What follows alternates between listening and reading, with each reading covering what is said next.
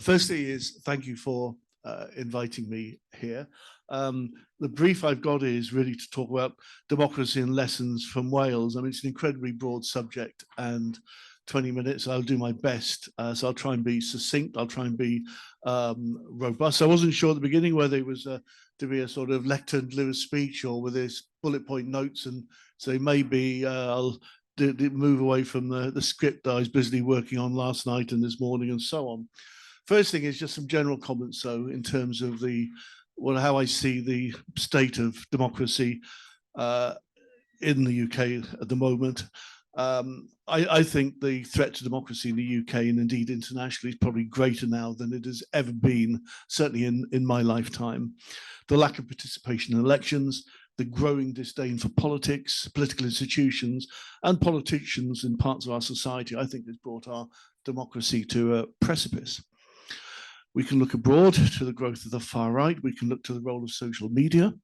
We can look to the role of disinformation is playing within our civic society. In particular, we can look to the growing inequality, the growth of global oligarchic ownership of information systems, news and social media outlets, and the lack of belief that our democratic institutions are actually capable of reform and change. Developments in America, I'm sure we're all following. Perhaps it's a unique example, but certainly reflects tendencies which I think occurring in a country that we thought had a fairly unique and unassailable constitution, but which came close to a political coup at the last election and is now being described as potentially sleepwalking into dictatorship. I think Russia is another example, but if we look at the world generally, we are at a global crossroads in the universality of the rule of law and international law, and we see the same in terms of the issues within Palestine and Israel at the moment. At UK level, as we approach a general election, we have a parliament that is prepared to propose legislation which it knows to be unlawful, that plays fast and loose with the rule of law, the independence of the judiciary, that breaks constitutional convention, abuses the royal prerogative, increasingly mired in allegations of corruption, and a bloated second chamber that is well past any credibility and any credible sell-by date. And then we wonder why people lose faith in democracy.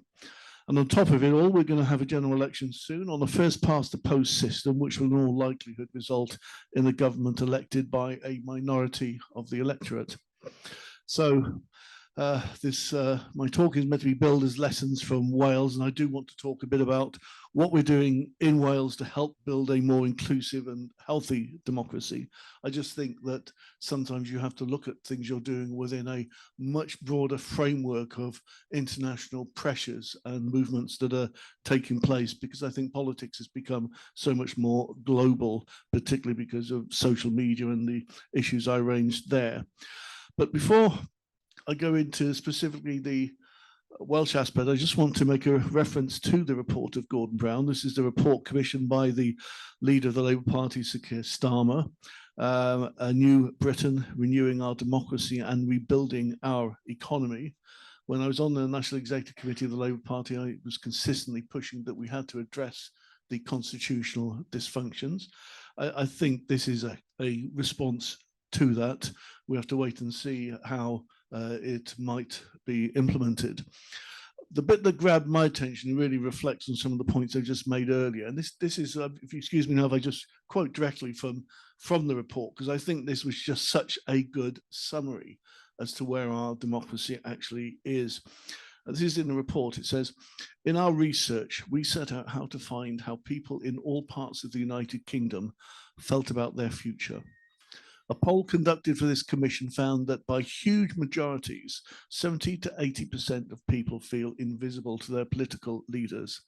The further we went from the centre of our country's political power, Whitehall and Westminster, the stronger the sense of neglect and the deeper the loss of trust. Whoever in London thought of that was a common refrain when people expressed their frustration at mistakes of policy and failures in delivery. Millions of our fellow citizens do not think democracy works for them. we found that a clear majority, more than 50% of adults in all places and supporters of all parties currently believe it doesn't matter who you vote for. Nothing will ever really change in Britain. Even more, a figure consistently above 60% believe that Britain has a ruling class who will always rule the country no matter what happens. So by a majority of 2-1, millions today think that their local economies are held back by Westminster. And while individual MPs do important and respected work, national politicians as a class are today the least trusted people in Britain. Perhaps more worryingly, most voters feel that Britain does not care about their future. It is a tragedy if the British people who care about Britain feel that those who govern Britain do not care about them. And those are comments and sentiments which I think reflect my own experience of politics over the past decades, escalating to what I describe in every speech I try and make as the democratic precipice, and one which threatens not only democracy, but also the future of the United Kingdom. I'll add my personal comment that I believe that a contributor to people's growing lack of confidence in our political system is aggravated by the first past the post system, an electoral system which forces politics to almost entirely focus on a narrow 30% or so of the middle ground, so-called middle ground of politics. So unless your politics fit conveniently into that, you're basically disregarded within the political policy campaigning in a system that we have, which is dependent on identifying 20, 30, 40 seats that will actually make the difference. Effectively, a system which disenfranchises 2/3 of the electorate who do not fit conveniently into that middle in terms of policy formulation and direction. Apologies, I've got a bit of a croaky voice. Can I just say, I'll just make one further comment on the Gordon Brown report, only because it's important, and I don't want to go into detail because I've only got a short amount of time. But what was important for me about it was that it actually sets out certain fundamental principles, which I think are really, really important. Very important for Wales because it does say that there's no reason why within Wales you shouldn't have exactly the same powers as Scotland. It is bizarre that we have this asymmetric system. But what it does do, it talks about the importance of the maximization of subsidiarity and the democratization of interdependency, and basically decisions being taken as close to people as possible. And it's only in those areas where you have common interdependency that the areas that you really need to maximize the democratic accountability of. So I think it is a very important for setting up those principles. It's not a silver bullet and basically saying, here's the answer to all these dysfunctions and problems, but it is, I think, one of the most important contributions to that debate in setting out, recognizing the dysfunction that it is. Now, just turning back to Wales and what we're doing or trying to do within Wales. Some of our powers came from the Wales Act of 2017. Where we gave up certain advantages we had within our legislative devolution settlement. But I think importantly, in order to gain control over our electoral system. And for the first time, it gave us an opportunity to address what I try and get institutionalized now into every sort of well-being list, and that is democratic health, because I think all the other well-being factors are dependent upon having a stable and a working civic society. So basically, we're looking at how we might do things differently. Well, the starting point was, of course, with the UK Government's Elections Act, where effectively Wales and indeed Scotland more or less excluded ourselves almost entirely from it. We were not prepared to go down the vote of ID cards or other things which, quite frankly, were more in keeping with the issue of voter suppression. It's clear what it's about. There was no evidential basis for it to happen, and we've seen what the consequences were in the English council elections. So democratic health might seem like a vague concept, but it is it's fundamental to social stability.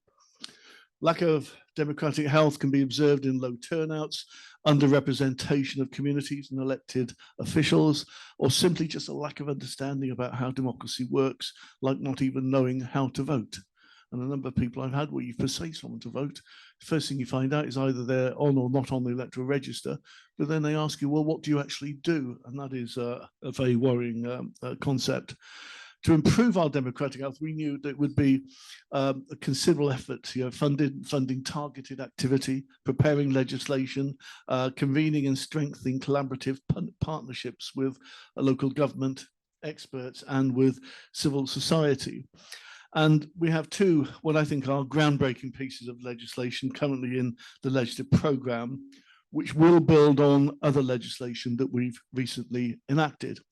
So, for example, we introduced legislation, the Senate and Elections Act, which basically extended the electoral franchise to 16 plus, which I think is important. And I hope it's something that the next UK government will want to consider within for England as well. Our first stage was increasing the size of our democracy. So we passed that act. It extended the franchise. It enabled qualifying foreign citizens to be able to vote within Wales, which we thought was important. So this was the biggest change to our democratic process, I think, in half a century. Second part, of course, is building awareness. So we've worked very hard with local authorities, communication campaigns, civil society to raise newly enfranchised people's awareness of their rights to vote. So registration has grown. It's grown faster in Wales than anywhere else in the UK. It is still far off where we would actually want it to be. Democracy isn't just about voting, of course. Newly enfranchised voters need more than just a right to vote. They need to be informed about the electoral process. They need to be informed about politics. One of the issues I think is really important is the issue of political education in our education system. When I went to secondary school at the age of 14, they just changed it from 14 to 15, the age of leaving school. And of course, people then, a small number went on to university. The majority went on into industry or other jobs. But of course, they went to an environment where there was normally a trade union structure. There was a basis where there was political education taking place. We now have a system where we have young people go all the way through to the age of 18. The issue of actual political discussion is almost something that is sort of removed from the education process. So we're hoping that the new curriculum that we've introduced within Wales, which has a greater emphasis on civic education, political education, will be something that we want to monitor very closely, that will begin to make a difference.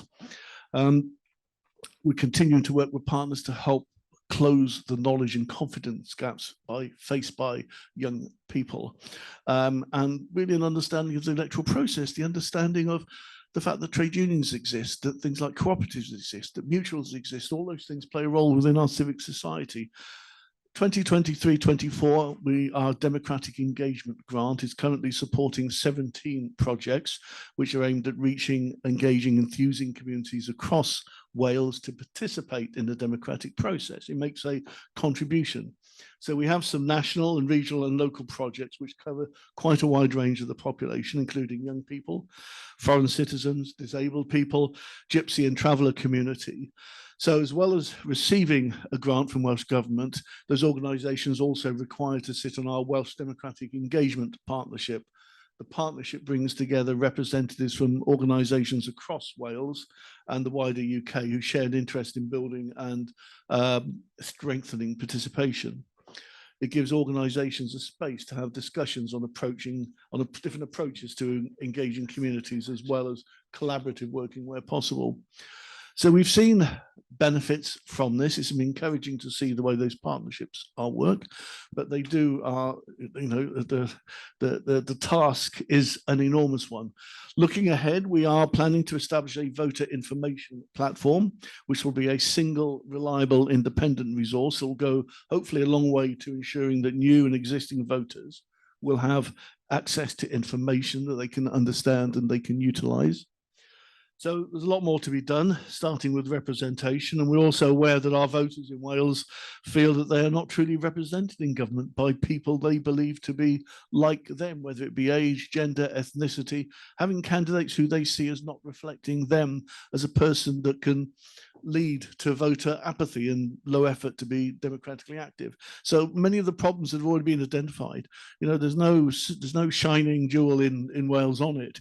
We're trying to tackle problems, but the many problems that exist across the board. just like to comment a little bit on the legislation that is going through, because mention was made of the Senedd, it's called the, well, Senedd Reform, Senedd Cymru Members and Elections Bill. You know, Wales is a country that has been underrepresented. We're losing 20% of our members of Parliament because of the reforms that have taken place. And of course, we've lost our European representation as well. We have fewer members than Holyrood or Stormont. So we've had countless commissions that have consistently mentioned that, look, 60 members when the Assembly was set up, when it was effectively a sort of fairly enhanced Wales-wide council, might have been sufficient then, but it's certainly not sufficient for Parliament now has responsibility, so much economic activity, the devolution of part of the transport and the railway structure, and for all the other functions that it now actually has. And, you know, as a legislature, you know, we've passed 73 acts of Parliament, over 2,000 statutory instruments. We have a full legislative programme. We have certain tax raising powers. There are many dysfunctions and anomalies in the devolution settlement we have. But nevertheless, what we have decided is our democracy requires the capacity to properly represent people. It has a cost. It will cost 0.07% of our budget. I've been making the point very, very clearly that I think that will pay for itself. It will pay for itself in better governance and better decision making overall. But it is important, I think, that this step is actually taken. It's a very vital development in Welsh democracy. So we're planning to expand the Senedd to 96 members, with 6 members per paired constituency, using the Hont formula. We'll also increase the legislative limit upon the number of Welsh ministers who may be appointed from 12 to 17. We will be eliminating the first past the post system from Welsh Senedd elections completely and adopting a fully proportional list system. So to create 16 Senedd constituencies for 2026, the 32 new UK Parliament constituencies in Wales will be paired through an independent review. There will then be a full boundary review ahead of the 2030 Senedd elections, and then a normal cycle of reviews will take place. The timeline to implement all of this by 2026 is very important, but I'm very adamant that we will comply with the Gould Convention, that we will have all the necessary legislation and the conduct order and so on in place well in advance of those elections. We're also introducing another, mention was made of the issue of gender balance. We certainly want to do something in terms of statutory implementation of gender balance within our elections, within our Senedd. One of the difficulties we have, and the reason why we've looked at a separate piece of legislation, is really the complication of our devolution settlement. It is very difficult to do things when one of the reserved areas is equal opportunities. How on earth equal opportunities can be reserved matter, but it's a matter on which we could be legally challenged, which could bring the whole house of cards of reform coming down. So we've had to separate it, to look at it very, very closely, to look how we can ensure that whatever we do, one, doesn't damage the entire programme of reform, but secondly, also is within competence and can resist any legislative challenge. To be obviously further discussions on that, and there's obviously a lot of work that's going on around that particular area. Looking at the other piece of legislation, which is one that I think again is groundbreaking and really important. It's the Elections and Elected Bodies Bill, and the starting point is our electoral register. We're told by the Electoral Commission that we have 400,000 people in Wales, a country of 3.1 million people, who are entitled to vote but not on the electoral register. I consider that is completely unacceptable. And what does it say about the state of our electoral register for the rest of the UK, where potentially there must be, 7 or 8 million people who are entitled to vote who don't vote, and where we have constituencies that are calculated on the basis of registered voters, as opposed to the number of people who are actually resident, actually people who live in there and who the elected representatives have to represent, whether they are on the register and whether they vote or not. That's a particular issue itself. So we're introducing a system of automatic registration. There's a lot of work going on this at the moment, but we're confident by the time of the 2026 elections, we will have automatic registration. And I think what that means is probably our electoral franchise in Wales for the Welsh elections, that is the Senedd elections and the council elections, will be significantly different from the UK Westminster register, because we will not only have 16 plus registered on it, we will have obviously a larger number of people that will be registered on that, and we will also have a different system of voting insofar as we won't have some of the restrictive requirements in terms of ID cards and so on. Now that does create issues in terms of divergence and people's understandings. That's a challenge that I think we recognise, and is obviously going to be extremely important. Our system doesn't force people to vote, of course. And of course, if someone doesn't want to be automatically registered, they can decline to be so, but they then go back into the ordinary system where the paper system that exists. I'm confident that it will result in a substantial increase of those who are on the electoral register. It still means there is a political challenge for political parties and individuals engaged in politics and in communities to actually get people to feel it is worth voting in the first place. But then you can't vote at all if you're not actually on the register. So I'm very hopeful that that what we do, that we pave the way for what may become a system of automatic registration across the UK with the change of government. We're also looking at how elections are administered and managed through our elections and elected bodies bill. We will improve the accessibility for disabled voters. We'll require Welsh ministers to ensure that services and funding are provided to underrepresented groups to help them stand for elected office. We have quite a difficult criteria in it for the first time, and we're not quite sure precisely what this means or how it is, but we felt it was important to go in there, that in terms of diversity, there's a need also to look at socioeconomic factors, and I think to look at class as well. And I think those are elements there. They're very difficult, but the most focus at the moment is in terms of disability. But there's the basis there to actually start thinking far more deeply about the nature of our representation. All of this will build on our pilot access to elected office scheme that helped to remove some of the barriers to candidates. So I'm sure the network is aware of the challenges in delivering elections. We're creating a statutory electoral management board to strengthen and coordination and support resilience in electoral administration across Wales through collaboration between returning officers and electoral registration officers. The board will also be able to advise Welsh ministers on the administration of Welsh elections. So I think some of these reforms are groundbreaking. I hope they set the scene for reforms that could take place across the UK. What has been important in the work that we've been doing is the engagement with those who are involved in administration of elections, engagement with, I think, civic society as well.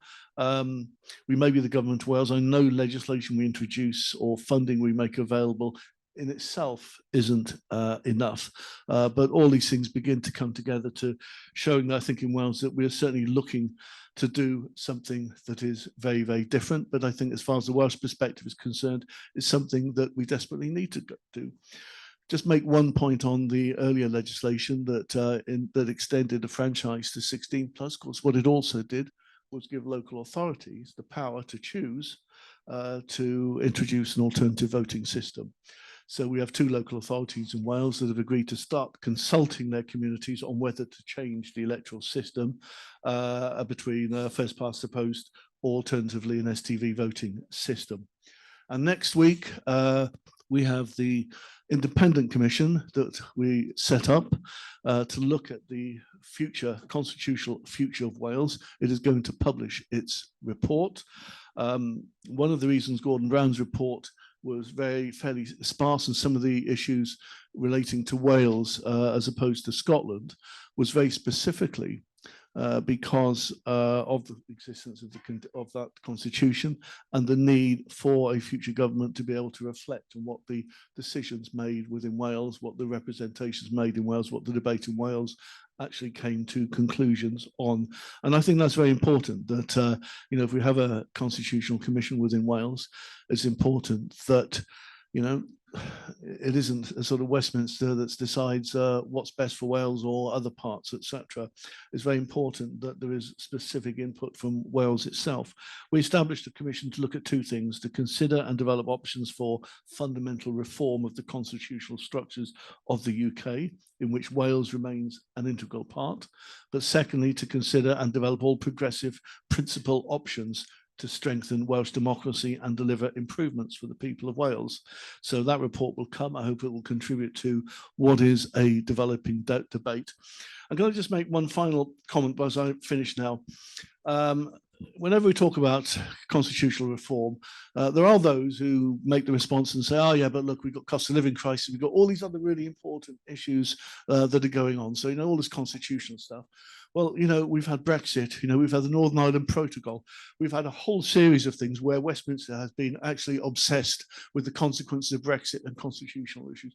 And the reason the constitution is important is about that because it's the rules, the frameworks about how power is exercised. And if you really want to change things in society, you cannot avoid but engaging with the constitution.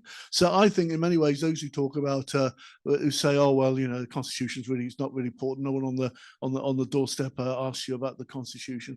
It is absolutely fundamental to making change, to doing all the sorts of things that we want to do. And I think it's really important that we resist that sort of argument that's forthcoming, which is basically an argument for doing nothing. So I continue to argue for these points. Our commission, the Welsh Independent Commission that will be reporting shortly, will be very important. I think Gordon Brown's report is really important, but there are a whole series of other things that are happening. The Law Society is looking at the issue of legislative change. The trade unions are looking at the issue of changes. Only today, the Wales TUC has published a report on the issue of employment law, employment rights, and the issue of devolution and so on.